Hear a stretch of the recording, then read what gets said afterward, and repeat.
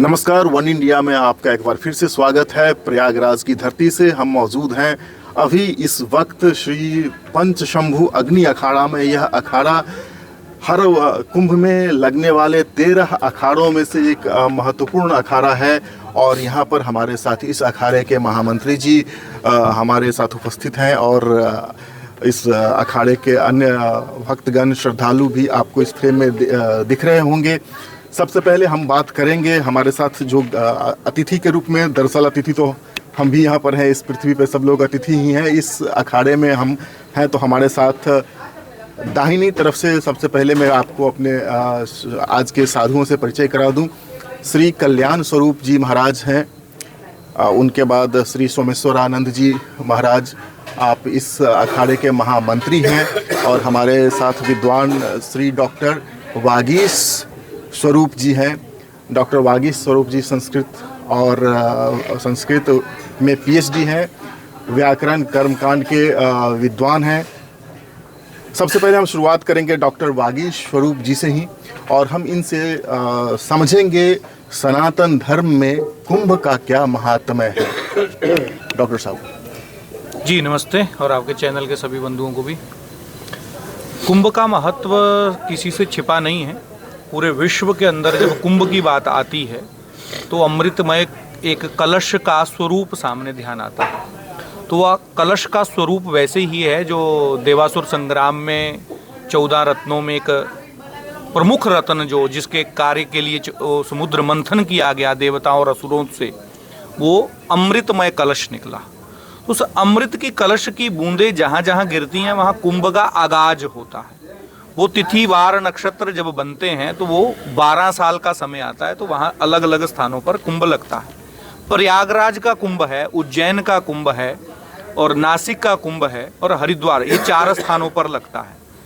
जब मेष राशि में बृहस्पति चले जाते हैं और मकर राशि में सूर्य चंद्र चले जाते हैं तो यह संयोग प्रयाग के कुंभ का आगाज कर देता है। और यह कोई नक्षत्र बार तिथियों को अपने अपने कुल पुरोहित पंडाओं से पता चल जाता है। इस समाज के लोगों को कोई निमंत्रण पत्र नहीं भेजा जाता कि कुंभ का मेला लग रहा है और आप लोग आइए।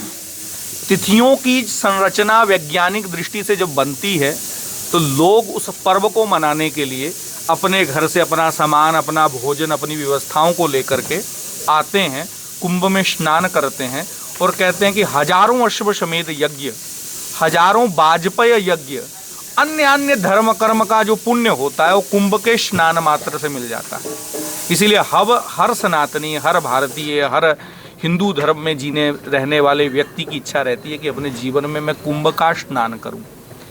इनके लिए अखाड़े भी हमारे जो हैं वो भी प्रमुख रूप से भूमिका निभाते हैं। हमारे 13 अखाड़े हैं।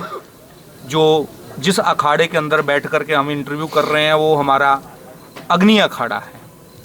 अग्नि अखाड़े के महामंत्री जी हमारे साथ बैठे ही हैं, श्रीमंत जी बैठे ही हैं, कल्याण स्वरूप जी। ये अखाड़ों की भूमिका भी अद्वितीय है।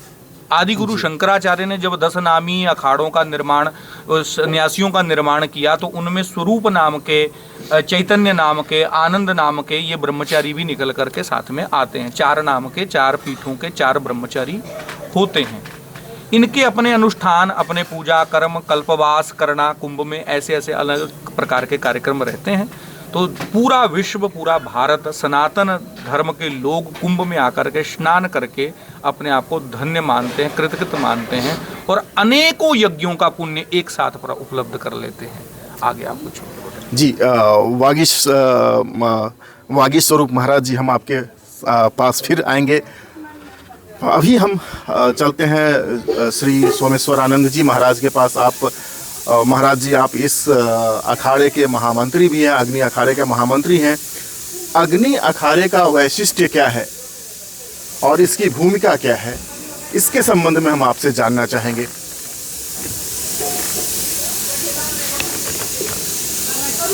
या सृष्टि सृष्टुराद्या वहति विधिहुतं हवीर्या च होत्री ये द्वे कालम विधत्ता श्रुति विषय गुणः स्थितः व्याप्य विश्वम।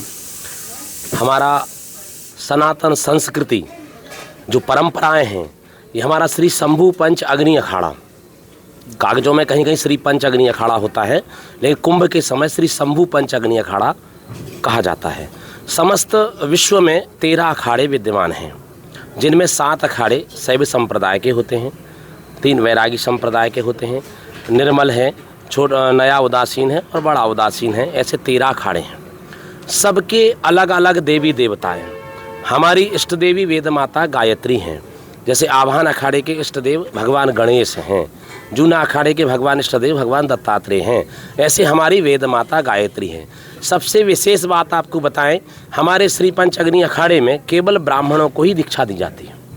ब्राह्मण बालक ही ब्रह्मचारी होते हैं, जिनको 5 वर्ष की अवस्था से 12 वर्ष की अवस्था तक उनको साधु बनाया जाता है। वो और हमारे जितने भी गुरुकुल परंपरा है, उन गुरुकुलों में जो ब्राह्मण बालक वेद पढ़कर वेद अध्ययन कर तैयार होते हैं, वो शिक्षा दीक्षा ग्रहण करते हैं, हमारे गुरु लोगों के साथ रहकर सब सीखते हैं। उसके बाद में कुछ लोग महात्मा भी बन जाते हैं, जो गृहस्थ आश्रम में जाते हैं उधर भी चले जाते हैं। तो हमारे जो आपने पहले हमारे भैया वागीश जी से, डॉक्टर वागीश जी से, ब्रह्मचारी जी से आपने पूछा था, उन्होंने बताया आपको कि हम चतुर्नामना ब्रह्मचारी हैं। हम चारों पीठों के आनंद स्वरूप प्रकाश चैतन्य, ऐसे चतुर्नामना ब्रह्मचारी भगवान आदि शंकराचार्य के द्वारा स्थापित ये अखाड़े, उनके हम ब्रह्मचारी हैं। 6 अखाड़े जो नागा संन्यास परंपरा के हैं, ये अखाड़े एक तरह से राष्ट्र की सेना हैं। हम अग्नि अखाड़े के ब्रह्मचारी ब्राह्मण होने के नाते इनके आचार्य हैं, हम इनका आचार्यत्व करते हैं। यहाँ से जो भी अग्नि अखाड़े से विद्वान होकर, जो ब्रह्मचारी होकर तैयार होकर हमारे अखाड़े से वेदज्ञ होकर ब्रह्मवेता होकर जाता है, वो अन्य अखाड़ों में आचार्य का भी पद सुशोभित करता है। अन्य उच्च पद पर अग्नि अखाड़े से आचार्य होकर ही जो जाता है वो वहाँ स्थापित होता है। जी, ये अग्नि अखाड़ा एक तरह से यूनिवर्सिटी की तरह है, एक विद्या केंद्र की तरह है। यहाँ से लोग आते हैं विद्या अध्ययन करके, वेद वेदांग में पारंगत होकर अन्य अखाड़ों में जाकर अपनी भूमिका निभाते हैं और अपनी सेवा देते हैं, विद्वत सेवा देते हैं। महाराज जी, आपने कहा कि इस अखाड़े में सिर्फ ब्राह्मण बालकों को ही दीक्षा दी जाती है, तो ये ब्राह्मण कौन होते हैं? ये जन्मना ब्राह्मण या फिर ब्राह्मणत्व की भी कोई अन्य विधि है? देखिए, विषय गहन है, सामान्य चर्चाओं के बीच में आने वाला नहीं है। आपने जो प्रश्न कर दिया कि जन्मना या कर्मना, सबसे पहले कर्मना समझना पड़ेगा। भगवान गीता का उपदेश देते हुए कहते हैं, चातुर्वर्ण्यम मया सृष्टम गुण कर्म विभागशः। 4 वर्णों की रचना मैंने की है गुण और कर्मों को देखते हुए। अब कुछ लोग उसको जन्मना कहते हैं, कुछ लोग उसको कर्मना कहते हैं, परंतु शास्त्र के अंदर गहन अध्ययन में जब आते हैं तो जन्मना ही माना जाता है। आप क्या होंगे ये आप तय नहीं कर सकते, भगवान तय करते हैं। तो जो उन्होंने कर्म गुण देखे और आपको तय करके भेज दिया, वो जन्म से ही तय हो सकता है। अगर आपका बस चलता तो आप टाटा के घर में पैदा होते, अंबानी के घर में पैदा होते, स्वस्थ पैदा होते, कोई विकलांग पैदा नहीं होता। एक जानवर कहता मुझे शेर बनना है, एक शेर कहता मुझे हाथी बनना है, हाथी कहता मुझे मनुष्य बनना है, मनुष्य कहता मुझे अमीर बनना है, अमीर कहता मुझे स्वस्थ बनना है, स्वस्थ कहता मुझे अमर बनना है। तो यानी ये जन्म के किसी गुण कर्म को देखा भगवान ने, तभी तो हमें तत्त स्थानों पर दिया। इसलिए इन विवादित विषयों में ना पढ़ के, ब्रह्मचारी जो होते हैं 2 प्रकार के होते हैं। जावत जीवन तक वो गुरुकुल में अपना वेदाध्ययन उपनिषदों का अध्ययन करता है और अग्निहोत्र इत्यादि नित्य हवन समिधा दान करता है, उसे उपकुर्वाण ब्रह्मचारी नाम से कहते हैं। अब यहाँ उसके सामने 2 मार्ग खुलते हैं 25 वर्ष के बाद कि एक जीवन में वो गृहस्थ जीवन में जा सकता है, जो गृहस्थ धर्म का पालन करते हुए इस संसार की संतति को आगे बढ़ाता है, अपने पितृ ऋण देव ऋण इत्यादियों का यजन याजन करता है, कार्य करता है। 25 वर्षों के बाद, 25 वर्ष के ही समय, 25 वर्ष की ही 4 आश्रमों का जो विभाग हमारे यहाँ है, 25 वर्ष ब्रह्मचारी, उसके 25 वर्ष गृहस्थ, अगले 25 वर्ष बाणप्रस्थ, अगले 25 वर्ष संन्यास। ऐसी हमारे यहाँ परंपरा से मनुशास्त्र के अनुसार विधि चली आ रही है। परंतु 25वें वर्ष में किसी व्यक्ति के मन में विराग जाग जाए कि मुझे गृहस्थ में नहीं जाना है, तो मांडुक्य उपनिषद का सहारा लेकर के, जैसे मेंढक एक जगह से उछल करके दूसरी जगह चला जाता है, बीच की जगह को छोड़ देता है, ऐसे ही हमारा ब्रह्मचारी सीधे उछल करके 2 आश्रमों को छोड़ करके सीधे संन्यास्त में प्रवृत्त हो जाता है, जहाँ आजीवन ब्रह्मचारी रह सकता है। आजीवन ब्रह्मचारी रहने वाले को, पहले वाले ब्रह्मचारी को उपकुर्बाण ब्रह्मचारी कहते थे, इसको अब नैष्टिक ब्रह्मचारी कहते हैं। वस्त्र सफ़ेद से लाल, पीला इत्यादि हो जाता है, प्रेष मंत्र सुन लेता है, अपनी इष्ट गायत्री का जप करना, इष्ट गायत्री का हवन करना, अध्ययन अध्यापन दोनों कार्यों के साथ जुड़े रहना, अध्ययन से और अध्यापन से शिक्षाओं को अर्जन करके समाज के उत्थान के लिए कार्य करना, ये उसका जीवन पर्यंत व्रत रहता है। ये हमारे ब्रह्मचारी का यहाँ स्वरूप ऐसा बताया है। आप कह रहे हैं जब प्रारंभ में जो ब्रह्मचारी होते हैं उनके वस्त्र का रंग लाल होता है। जो विद्यालय में पढ़ने वाला ब्रह्मचारी होता है, वैसे तो वस्त्र भी हमारे वर्णों के हिसाब से बताए, परंतु वस्त्र में ये है कि जब विद्यालय में विद्यार्थी पढ़ता है तो सफ़ेद वस्त्र इत्यादि धवल वस्त्र में और पीत वस्त्र में चाहे रहता है, परंतु जब आजीवन ब्रह्मचारी ही रहना है तो फिर उसे गुरु जी लाल वस्त्र यानी कि भगवा वस्त्र दे देते हैं कि तुमने अपनी सामाजिक लोकेशनाओं का त्याग कर दिया है, यानी इस अग्नि रूपी वस्त्र में भस्म कर दिया है, इसलिए अग्नि स्वरूप वस्त्र उसे उपलब्ध करा दिया जाता है। भगवा वस्त्र अग्नि का स्वरूप है। जिसने भगवा वस्त्र पहना है उसका तात्पर्य है कि इसने अपनी इच्छाओं को इसी अग्नि में, जिस अग्नि का प्रकाश दिख रहा है इसके ऊपर, इसी अग्नि में भस्मीभूत कर दिया है। अब ये राष्ट्र चिंतन, धर्म चिंतन और परब्रह्म चिंतन में ही लगा रहता है। अखाड़ों का यह उद्देश्य भी होता है। धर्म चिंतन तो सर्वविदित है, धर्म चिंतन के लिए ही अखाड़े प्रसिद्ध होते हैं, जाने जाते हैं। आपने राष्ट्र चिंतन जैसे विषय को इसमें जोड़ा है और मैं समझता हूँ कि यह बहुत बड़ी बात है और समय समय पर ऐसा होता रहा है कि जो धार्मिक न्यास हैं, जो धार्मिक और सांस्कृतिक संगठन हैं, उन्होंने राष्ट्र निर्माण में अपनी महती भूमिका निभाई है। आपसे मैं एक और प्रश्न ले लेता हूं, उसके बाद फिर से हम महाराज जी के पास जाएंगे।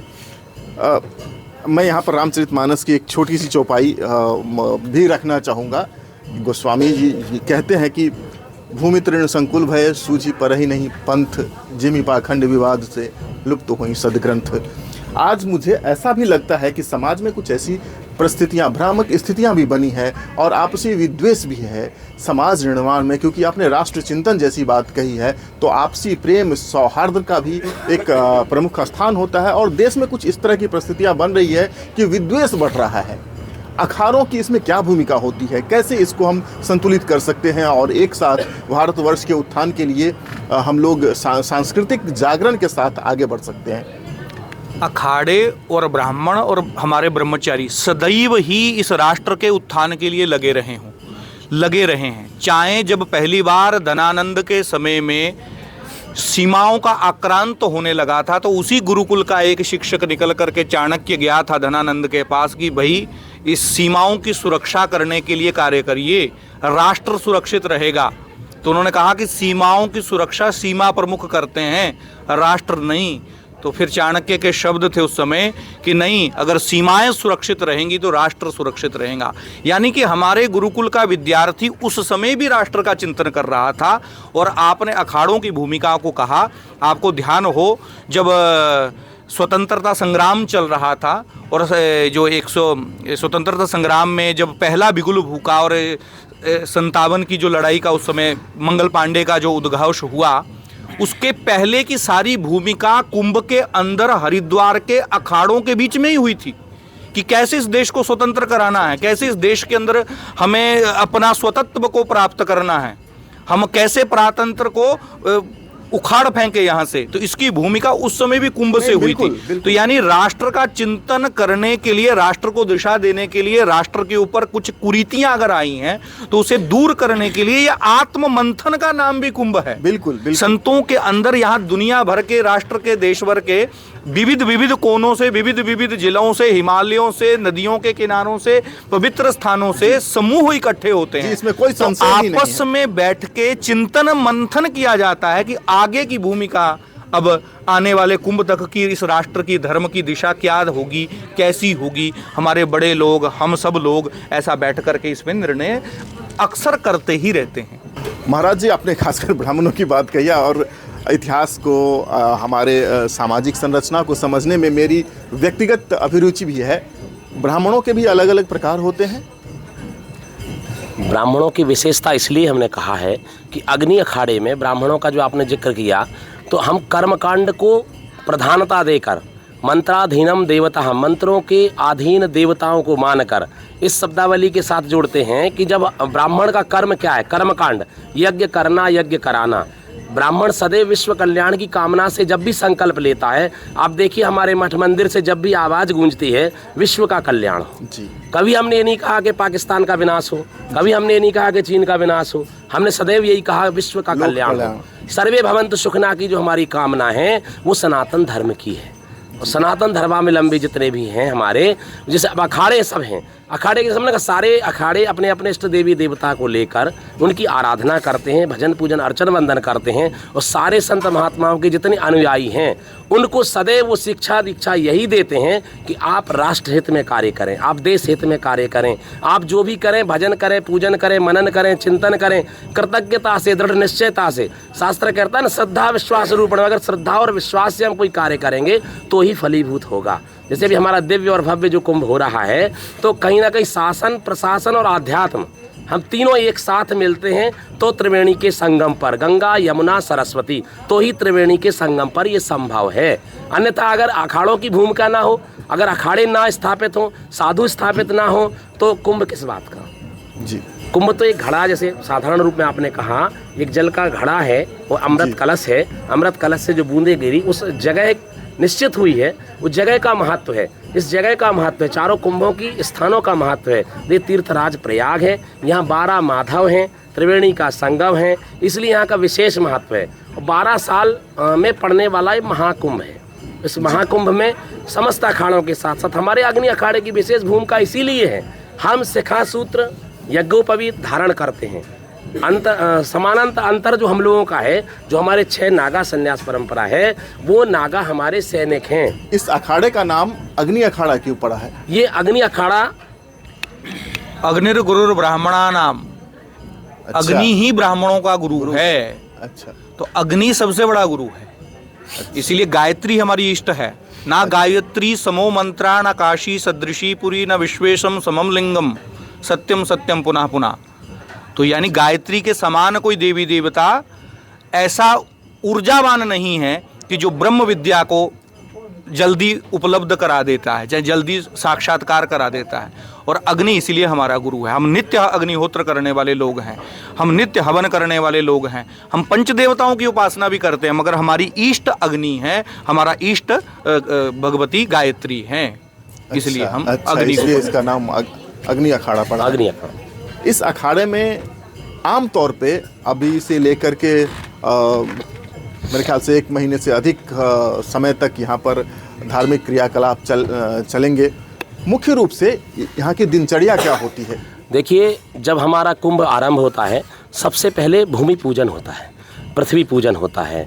जब भूमि पूजन हो गया, उसके बाद में धर्मध्वज स्थापित होता है। संकल्पित होता है कि धर्मध्वज, हम किसी कार्य के लिए संकल्पित हैं, तो हमारा धर्मध्वज स्थापित हुआ। धर्मध्वज स्थापित होने के बाद में हमारा मंगल छावनी प्रवेश, जिसे पेशवाई कहा जाता था।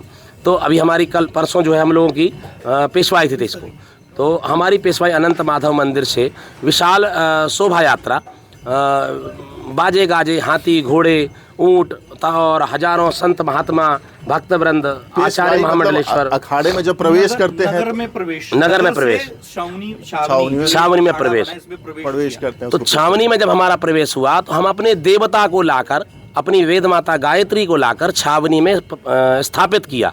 जब हमारी वेद माता यहाँ स्थापित हो जाती हैं, उसी दिन से हमारा जो क्रम है, अर्चन वंदन का क्रम है, यज्ञ का, हमारा पुरस्करण का जो क्रम है, वो आरंभ हो जाता है। तो ये सुबह से शाम तक की यहाँ पर दिनचर्या क्या होती है? दिनचर्या प्रातः हमारे संत महात्मा गंगा में स्नान करते हैं। कई नैष्ठिक ब्रह्मचारी हैं, स्वपाकी होते हैं, भगवान का पहले हवन पूजन करते हैं। नित्य नियम से जो है गंगा का स्नान करने के आने के पश्चात हमारा जो है गायत्री हवन होता है, भगवान शिव का अभिषेक होता है। 11-11, 21-21 हमारे ब्राह्मण हैं, सारे ब्रह्मचारी गण मिलकर अभिषेक, भगवान शिव का वहाँ रुद्राभिषेक करते हैं। उसके पश्चात हमारी दिनचर्या में अन्न क्षेत्र हमारा चलता है, भोजन भंडारा चलता है, संत महात्माओं का जो है पूजन चलता है, प्रवचन चलता है, सत्संग, संध्या के समय भी 1-2 घंटे हम लोगों का सत्संग चलता है। आम जनमानस को सत्य पे चलने की राह दिखाने का कार्य हमारे संत समाज के द्वारा किया जाता है। एक बार जो इस अखाड़े में दीक्षित हो जाता है वह आजीवन दीक्षित रहता है। आजीवन ब्रह्मचर्य व्रत का पालन करना। जब हमारी कई परंपराएं हैं, उसमें हमारे अखाड़े में बहिष्कृत करने का, दंड देने का अनेक विधाएं हैं। जब हमारे अग्नि अखाड़े की परंपराएं हैं आजीवन अविवाहित रहना, ब्रह्मचर्य व्रत का पालन करना, जो अपने परिवार से जिसने छोड़कर जो साधु बना है वो कभी अपने परिवार से संबंध नहीं रखता। यदि ऐसी कोई विधि विपरीत कार्य किसी के द्वारा किया जाता है, अखाड़े के विधि विपरीत कोई कार्य हमें जानकारी होती है, अगर आप कुछ उदाहरण दें कि किस तरह की कार्य, विधि विपरीत कार्य समझा कोई जाता है? विवाह कर लेता है, गृहस्थ आश्रम में फिर से समाहित हो जाता है, अखाड़े की संपत्ति का खुर्द-बुर्द करता है, अखाड़ों के भजन पूजन अर्चन वंदन गायत्री होम हवन इत्यादि करना, जो परंपराओं का निर्वहन नहीं करता है, उसके विरोध में, उसके विधि विपरीत कार्य करने के उसमें हम लोग जो एक टीम गठित होती है, जब हमें कहीं से पता चलता है तो एक टीम गठित होती है, उस 5 लोगों की 5 सदस्य की टीम इकट्ठी होती है और उसकी पूरी जानकारी हासिल करती है। अगर कोई ऐसा विधि विपरीत कार्य होता है तो उसे दंड दिया जाता है। तो इस अखाड़े में भी कुछ न्यायालय जैसी व्यवस्था होगी? बिल्कुल बिल्कुल, न्यायालय की व्यवस्था है। हमारी 21 सदस्यों की टीम है। जैसे हमारा धर्मगुरु के रूप में हमारे अग्नि अखाड़े में, हम समस्त अखाड़ों में एक आचार्य का पद होता है। आचार्य महामंडलेश्वर होते हैं एक हर अखाड़े में, महामंडलेश्वर कई होते हैं। अच्छा। है ना। और एक सभापति जो हमारी कमेटी है जिसको हमने कहा, तो उसमें एक सभापति जिसे हम अध्यक्ष कहते हैं, महामंत्री होता है, 21 श्री महंतों की हमारी एक टीम होती है, वो इसका संचालन करती है। पूरे अखाड़े का जो हमारी कमेटी जिसे हम टीम कहेंगे वो इसका संचालन करती है। अखाड़ों की संरचना जरा समझाएंगे हमारे लिए? जैसे आपने कहा कि अखाड़ों में सबसे ऊपर महामंडलेश्वर होता है, उस तरह से संरचना होगी ना? आचार्य महामंडलेश्वर, देखिए टीम अलग, मतलब कमेटी अलग है, हर अखाड़े का अलग अलग अग्नि अखाड़े की संरचना किस तरह? अग्नि अखाड़े के एक आचार्य महामंडलेश्वर होते हैं जो वर्तमान में हमारे श्रीमद रामकृष्णानंद जी महाराज अग्निपीठाधीश्वर आचार्य महामंडलेश्वर जी हैं अमरकंटक से। और महामंडलेश्वर हमारी पूज्य माँ कनकेश्वरी देवी जी महामंडलेश्वर हैं, उत्तम स्वामी जी हमारे ईश्वरानंद ब्रह्मचारी जी हैं। ऐसे हमारे 5 महामंडलेश्वर हैं।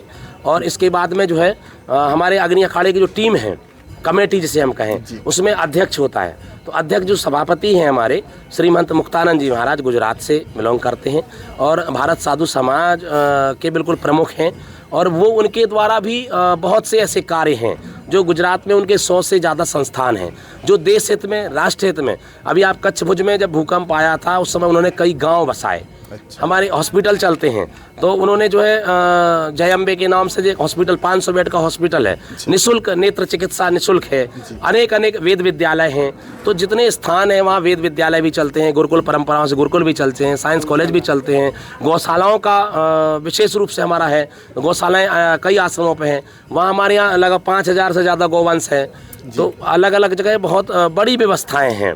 एक और मेरी जिज्ञासा है महाराज जी, आपने कहा कि इस अखाड़े के अंतर्गत बहुत सारे विद्यालय चलते हैं, वेद विद्यालय, चिकित्सालय चलते हैं, लोक कल्याण के अलग अलग कार्य होते हैं। इसके लिए धनराशि कहाँ से आती है? ये हमारी जो परंपरा है, जैसे अभी आपने कल देखा होगा, हम लोग जब स्नान करके आए तो हमारी वेद माता गायत्री के सामने पुकार होती है।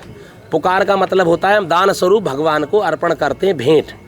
तो पहले स्वर्ण मुद्राएं भेंट होती थी, आज के समय में धन है वही भेंट होता है।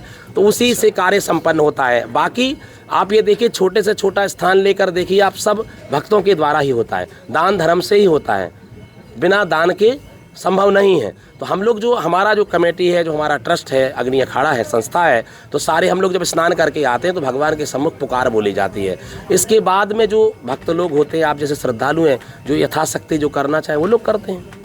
धार्मिक अखाड़ा है, धार्मिक संगठन है, राजनीति से इसे अलग ही रखना चाहिए। लेकिन देश में जब परिस्थितियां होती है तो जो धार्मिक संगठन हैं उन्होंने समाज को हमेशा मार्ग दिखाने का काम किया है। अभी जो तमाम तरह की स्थितियां बन रही है, एक तरह का क्या कह सकते हैं, एक भ्रम, मैं तो इसको भ्रम मानता हूं, यह बढ़ रहा है। और मैं इसको और स्पष्टता से कहूं तो कहा जा रहा है कि अब इस देश में भी हिंदू खतरे में है। आपको भी लगता है? खतरे में कहने की आवश्यकता इसलिए पड़ती है, बाहरी लोगों को नहीं बताना चाहते हैं, हम अपने लोगों को कहते हैं कि बटोगे तो कटोगे, ये तय है। एक क्षेत्र में अगर हम जहाँ जहाँ हमारी गणना कम होगी, चाहे हमारे मन अलग अलग होंगे, एक परिवार को ले लीजिए, एक परिवार के 5 सदस्य अगर अलग अलग मन के हो जाते हैं, अलगाववाद में आ जाते हैं, तो परिवार नष्ट हो जाता है। ऐसे ही करोड़ों हिंदुओं को एकत्रित करके रखना, उनको अपने देवताओं के प्रति, अपने राष्ट्र के प्रति, अपने धर्म के प्रति, अपने उपास्य स्थानों के प्रति, अपने ऐतिहासिक स्थानों के प्रति जन जागरण बनाए रखना, अगर इन्हें आप भूल गए तो निश्चित रूप से नष्ट हो जाएंगे। क्योंकि जब शरीर से धर्म नष्ट होता है तो व्यक्ति की संततियां नष्ट हो जाती हैं, मनुष्य पशुवत जीवन जीने लग जाता है। इसीलिए पशुवत जीवन ना जी पाएं, इसीलिए आप एकत्रित बने रहें। हमें खतरा मतलब कोई शस्त्र उठा करके हमारे ऊपर आक्रमण करने आ रहा है, हमें उनसे कोई खतरा नहीं है। खतरा हमें हमारे धर्म से कुछ लोगों के मनमुटाव जो दूर होते जा रहे हैं, नई पीढ़ी को हम ठीक से जोड़ने में कितने सक्षम हैं, इसके ऊपर जब चिंतन हम करते हैं तो अब कहते हैं कि नहीं खतरा है, जुड़िए जुड़िए, ज़्यादा से ज़्यादा लोगों को धर्म में जोड़ेंगे तो फिर वो खतरा कोई नहीं। हिंदू धर्म पर अभी इस समय कोई किसी प्रकार का खतरा नहीं है। हमें किससे खतरा होगा? हिंदू धर्म पे कोई खतरा नहीं है। किससे? ये सब राजनीतिक विवाद है।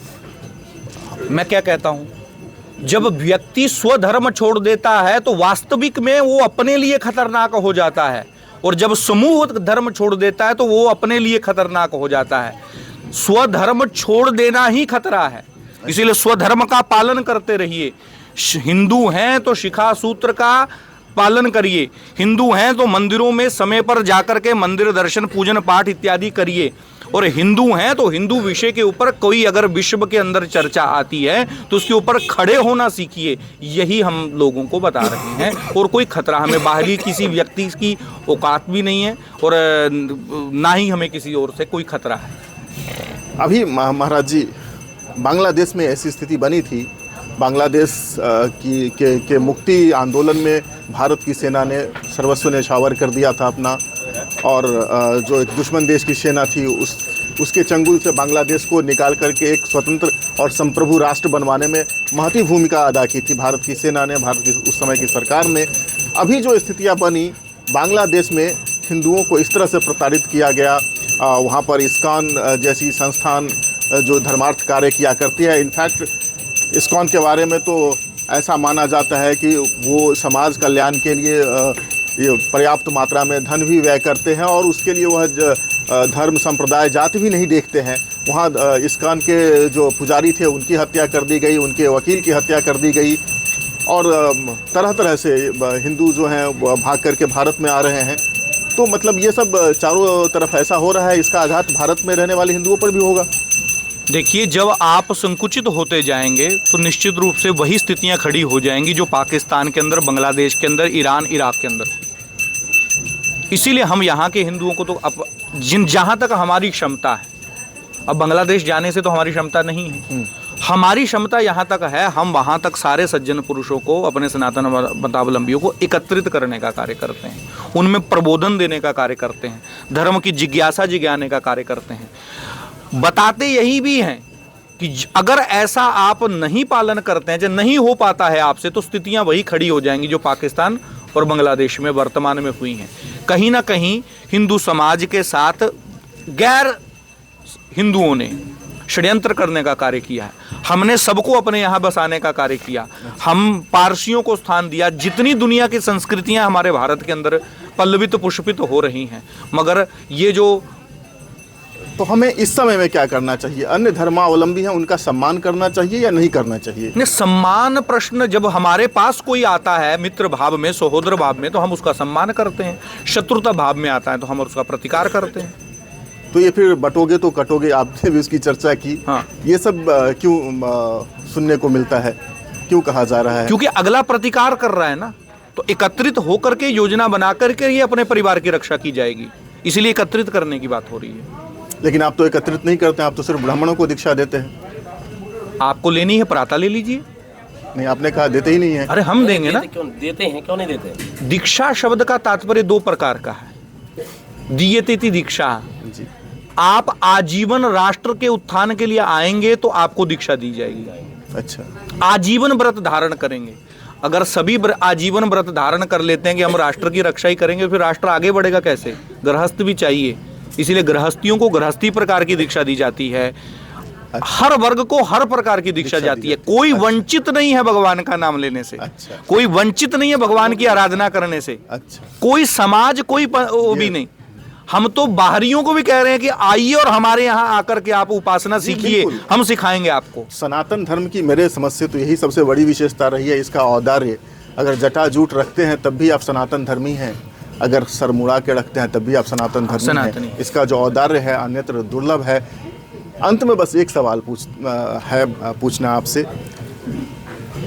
आज के समय में देश के युवाओं के लिए, देश के नीति निर्माताओं के लिए अग्नि अखाड़े का क्या संदेश है? युवाओं को हम यही कहते हैं कि आप राष्ट्र के उन्नति में जो जिस भी प्रकार की भूमिका निभा रहे हैं उसमें थोड़ा सा धर्म के बिंदु को जोड़ दीजिए। शरीर को चलाने के लिए जिस प्रकार भोजन की आवश्यकता पड़ती है, ऐसे ही आत्म तत्व को, धैर्य को, बुद्धि को, शक्ति को, पराक्रम को बढ़ाने के लिए धर्म की आवश्यकता पड़ती है। उद्धयम साहसम धैर्यम बुद्धि शक्ति पराक्रम षडेते यत्र वर्तन्ते तत्र देवो सहाय कृता। आप कर तो रहे ही हैं, मगर इन चीज़ों को अपने अंदर जोड़ देंगे, अध्यात्म को थोड़ा सा अपने साथ जोड़ लेंगे तो निश्चित रूप आप उत्थान की ओर बढ़ जाएंगे। कोई भी नेता, अभिनेता और कोई भी ऐसा संत, कोई भी ऐसा पंथ सिर्फ कोरा काम करके आगे नहीं बढ़ा है। अगर उसके अंदर धर्म थोड़ा सा भी था तो निश्चित रूप से वो बुलंदी को छुआ है। चाहे वो विवेकानंद जैसा युवा हो, चाहे गुरु गोविंद सिंह जी जैसे महापुरुष हों, या फिर अनेक अनेक महापुरुषों का नाम गिनाया जा सकता है। चाहे शिवाजी जैसे सामर्थ्य स्वामी रामदास पीछे खड़े हों तब वो राष्ट्र को विजयी बनाने में खड़े रहते हैं। चाणक्य जैसा अध्यात्म ले पुरुष जब चंद्रगुप्त मौर्य के साथ खड़ा होता है तो निश्चित कार्य करता है। युवा शक्ति हमारे साथ जुड़े, आध्यात्मिक बल हम देंगे, उनकी ऊर्जा, उनकी शक्ति राष्ट्र के उत्थान के लिए कैसे कार्य आएगी वो अपने करेंगे। हमारे साथ एक उत्साही युवक भी हैं और आप हैं श्री नेम सिंह यादव। आप उत्तर प्रदेश के संभल से आए हैं। आज के समय में इन अखाड़ों की क्या भूमिका है और आपके लिए, युवाओं के लिए कुंभ का क्या महत्व है? देखिए, सर्वप्रथम आज हम आए हुए हैं प्रयागराज महाकुंभ मेले में, और इसमें विशेषकर महाकुंभ में संतों की विशेष भूमिका रही है। और आज से नहीं, पूर्व काल से ही हमारे सनातन धर्म की जो रक्षा की है वो हमारे संतों ने ही की है। और आने वाले समय में भी हमारे संत जो हैं, संत भगवान हैं, वो ही धर्म की रक्षा पहले से करते आ रहे हैं और आज भी कर रहे हैं और आगे भी करेंगे। हमारे संत भगवान जो हैं अपना सर्वस्व न्यौछावर करके, अपना परिवार छोड़ करके और अपनी धन संपत्ति को त्याग करके और ब्रह्मचर्य का पालन करते हैं और हमारे जैसे गृहस्थियों को उनके भले की कामना करते हैं। और ये जो महाकुंभ मेला है, ऐसे हमारे महाराज जी ने बताया था अभी कि जिस प्रकार समुद्र मंथन जो हुआ था, समुद्र मंथन में 14 रत्न निकले थे। शंख है, त्रिशूल है, अमृत है, जहर है और देवी लक्ष्मी भी हैं। ऐसे 14 रत्न निकले थे। उनमें से अमृत भी निकला था और जहर भी निकला था। तो देवताओं ने विचार किया, बोलो इसका क्या, जहर का क्या किया जाए और अमृत का क्या किया जाए। तो सोचा, बोला ये राक्षस स्वरूप हैं जो देश के प्रति अहिंसा प्रकट करते हैं, हिंसा प्रकट करते हैं, इसलिए एक पंक्ति में इनको जय पिला दिया जाए और जो देव स्वरूप हैं उनके लिए अमृतपान किया जाए। ये हाँ, ये कथा है। मैं स्पेशली आपसे ये जानना चाह रहा था कि आप एक युवा हैं, युवाओं के लिए कुंभ का क्या महत्व है? आप कुंभ को किस प्रकार देखते हैं? सिर्फ एक मेला है, धार्मिक अनुष्ठान है, ज्ञान प्राप्त करने का स्थल है? देखिए, देश के बारे में तो मैं ज़्यादा कुछ नहीं कह सकता, लेकिन ये है कि हम आज आए हुए हैं प्रयागराज में और संतों की विशेष भूमिका है। हम संतों के दर्शन करते हैं और मेन चीज़ क्या है कि हमारे संत भगवान जो हैं देश के प्रति एक शांति की व्यवस्था करते हैं। ये संत भगवान जो है शांति के प्रतीक हैं। और आप देखते होंगे प्रत्येक आश्रम से, प्रत्येक मंदिर से ये आवाज़ निकलती है कि धर्म की जय हो, अधर्म का विनाश हो। कहीं ऐसा नहीं बोला जाता कि सनातनियों का भला हो और अन्य धर्मियों का बुरा हो। यही तो इसकी सबसे बड़ी विशेषता है। अंत में महाराज जी, आप अपने आशीर्वाद स्वरूप हम सबको यहाँ उपस्थित और हमारे चैनल को देखने वाले दर्शकों के लिए क्या संदेश देते हैं? श्री शंभू पंच अग्नि अखाड़े की ओर से हम समस्त देशवासियों को आह्वान करते हैं, आएँ माँ गंगा की गोद में आकर डुबकी लगाएं, त्रिवेणी संगम पे महात्माओं के दर्शन करें, अपने जीवन को डुबकी लगाकर कृतार्थ करें, पुण्य के भागी बने। आपके चैनल के माध्यम से समस्त देशवासियों को बहुत बहुत साधुवाद, बहुत बहुत हार्दिक शुभकामनाएं। समस्त देशवासी जनता जनार्दन को दूसरा हम ये मैसेज देते हैं, आएँ यहाँ स्वच्छता रखें, पवित्रता रखें, क्योंकि ये हमारा धार्मिक क्षेत्र है। तो यहाँ जितने भी गंगा के पावन तट हैं, जहाँ जहाँ हम स्नान करने जाते हैं, आसपास के एरिया में जहाँ भी जो भक्तवृंद जाएं, जगह जगह गंदगी ना फैलाएं, जगह जगह कुछ गुटखा पान तंबाकू खाकर जो थूकते हैं, गंदगी करते हैं, वो ना करें, पॉलीथीन का उपयोग ना करें, जितना जो कि हमारी गंगा प्रदूषित ना हो। ये सब आम जनमानस को हमारा संदेश है। और पर्यावरण का भी विशेष ध्यान रखें। और आपके चैनल के माध्यम से समस्त जनता जनार्दन को बहुत बहुत साधुवाद, बहुत बहुत आशीर्वाद। धन्यवाद महाराज जी। तो स्वच्छता में भगवान का निवास होता है। आप कुंभ में आ रहे हैं, स्वच्छता का ख्याल रखें, यह सुनिश्चित करें कि कहीं भी गंदगी ना फैले, प्लास्टिक का कम से कम इस्तेमाल करें, ना करें तो और भी अच्छा है।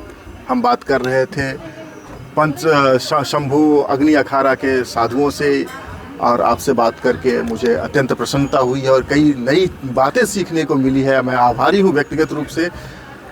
धार्मिक समुदाय, धार्मिक संस्थाएं समय समय पर राष्ट्र निर्माण में अपना योगदान करती रहती है निरंतर, और जब भी समाज और राष्ट्र दिग्भ्रमित होता है तो उन्हें दिशा दिखाने का कार्य इस प्रकार की संस्थाओं का होता है, इस प्रकार के न्यास का होता है।